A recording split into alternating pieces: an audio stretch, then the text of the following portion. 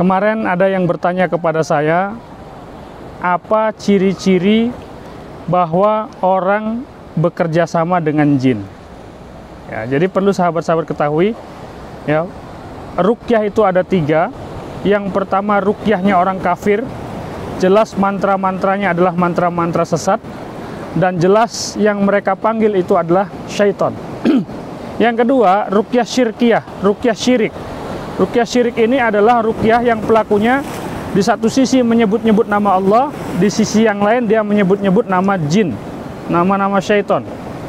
Ya, di satu sisi dia mendekati Allah, di sisi yang lain dia mendekati syaitan.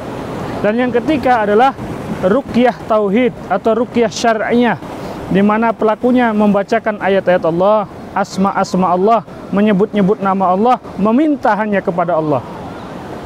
Nah, ada ciri-ciri bahwa orang ini bersekutu dengan jin, atau ciri-ciri bahwa orang ini meminta bantuan kepada jin. Secara singkat kita bisa lihat dalam 3 hal saja. Yang pertama, ciri-cirinya dia menggunakan tenaga dalam. Jadi kalau ngobatin orang, ya, narik, dorong, menggunakan tenaga dalam. Tenaga dalam adalah tenaga menggunakan bantuan jin. Tidak ada literatur yang menyebutkan bahwa Rasulullah memiliki tenaga dalam, sahabat Nabi memiliki tenaga dalam, tabi'in memiliki tenaga dalam, tabi'ut tabi'in dan seterusnya, tidak ada. Sekiranya tenaga dalam adalah ajaran Rasulullah SAW, pasti Rasulullah itu lebih sakti daripada avatar. Ya, jadi ketika masa-masa perang dulu, Rasulullah akan hantam orang-orang kafir itu menggunakan tenaga dalam, tapi tidak. Jurusnya Rasulullah adalah dakwah. Ya. Jadi ciri-ciri yang pertama, kalau ada orang menggunakan tenaga dalam, ini ciri-ciri bahwa orang itu menggunakan bantuan jin. Yang kedua, dia mengaku bisa menerawang, melihat hal-hal yang gaib. Ini adalah kedustaan. Kalau ada orang ngaku bisa nerawang, itu tanda bahwa orang itu di dalam tubuhnya ada jin. Maka Rasulullah SAW dalam hadis riwayat Imam Muslim mewanti-wanti agar umatnya tidak mendatangi tukang terawang.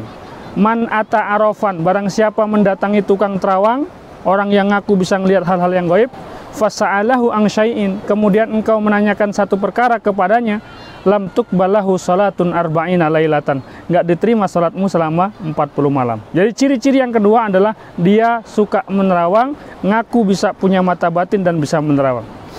Yang ketiga, dia memberikan benda-benda, wafak, rajah, keris, gelang, kalung, cincin, batu akik untuk disimpan. Ini ikat di pinggangmu, ini tanam di sudut rumahmu dan sebagainya.